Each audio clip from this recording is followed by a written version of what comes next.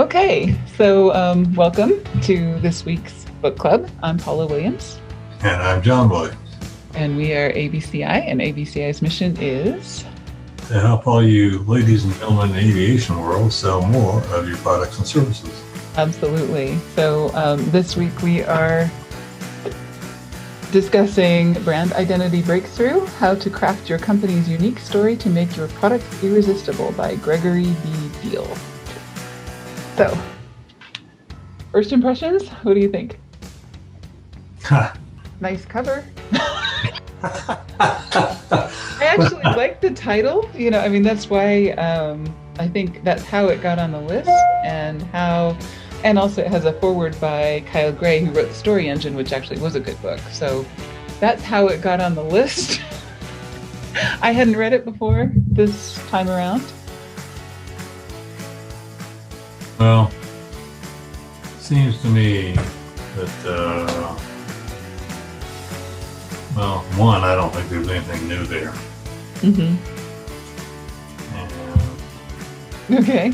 I sort of reminds me of marketing in business school. Old hat. Yeah. So, do you guys talk about branding in business school? Oh, hell yes. What did you learn there? Not much. Not much. You talked about it.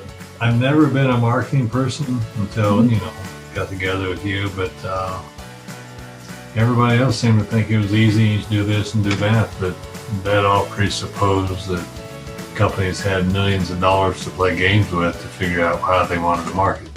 Right, and it almost ended up kind of being an afterthought, I think.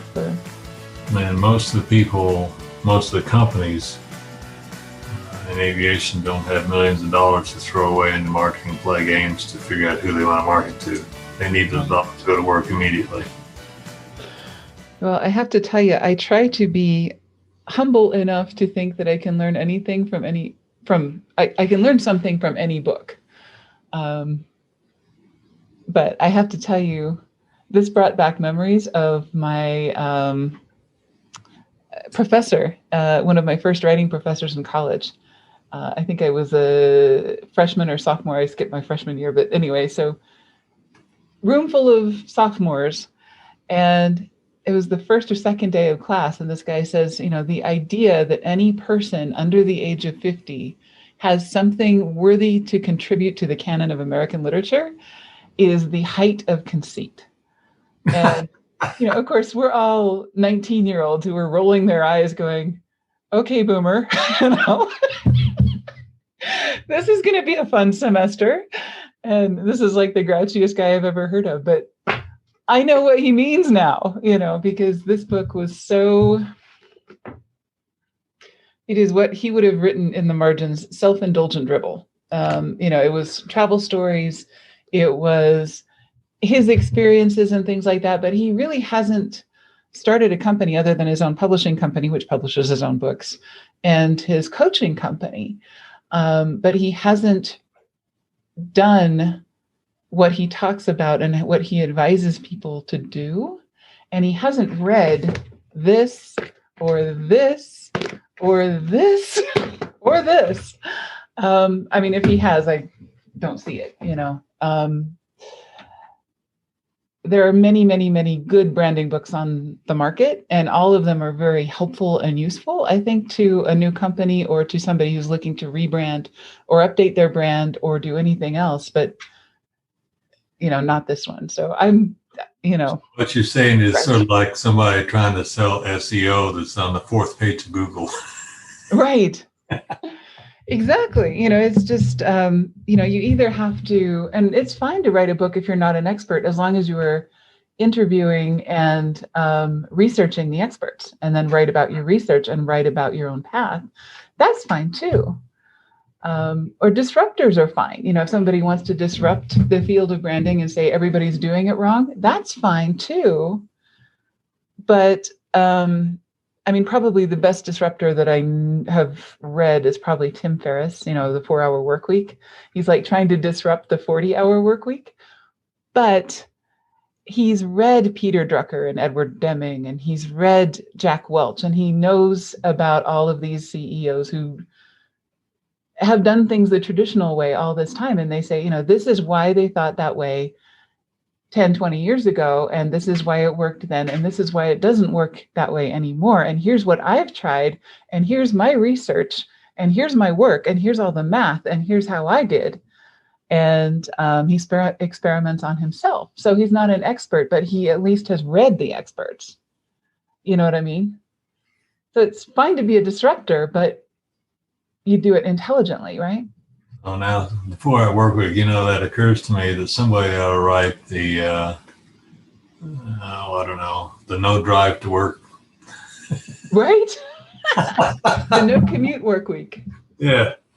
Yeah, that would be a really good book, and it would probably move more like a podcast. I bet there's probably one out there about how to succeed without going to work ever. Probably off the topic, but nonetheless, it just struck me as... Yeah, speaking of disruption, this is the year of disruption.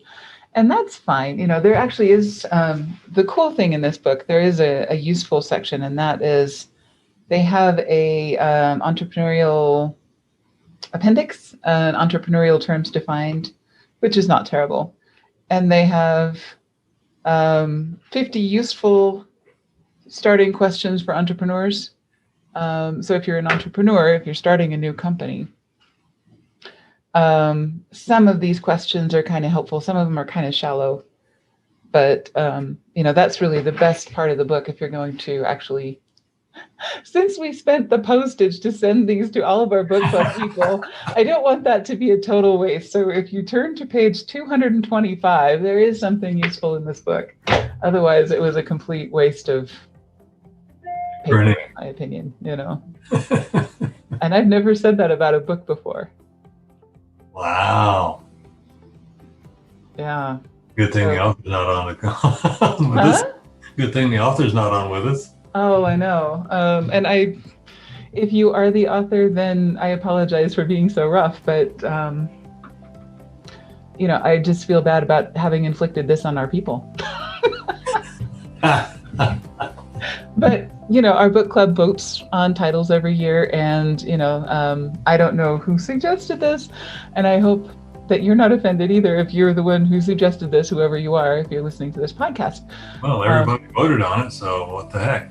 Exactly. So it could be that people like the cover like I did and like the title, and it has a promising foreword, but otherwise it's kind of not worth. Yeah, but you can't read every book before you decide to buy it. I mean, right. With respect to sending it out to all our clients. Right, exactly. So it's, if you want to read a book on branding, Tribes by Seth Godin, this is really good because it talks about how to include the people that you want in your brand, to become somebody that people advocate to other people, because you got to work with this guy or this girl because they're really great at what they do. And that's the focus of this book, building a story brand. This is fantastic. This was in our book club a while back, and they talk about how to tell the story, the origin story of your brand, the story behind the people, the story behind the products. Brands are all about stories, so that's great. Shashank's book, Soar, which is about airline brands and who's doing well.